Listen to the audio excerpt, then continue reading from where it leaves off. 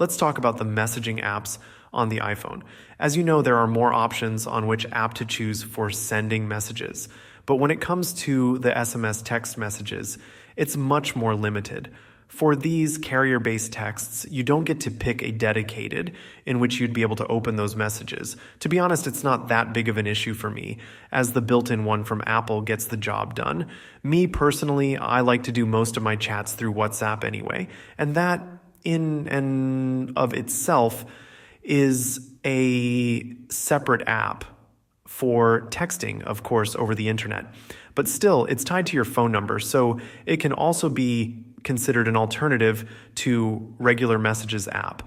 When it comes to your options and some future projections, most definitely keep an eye out on a software update, which might change it in the future. But as of right now, it's just how it currently works. So that is going to be everything from me. I hope you found this video helpful.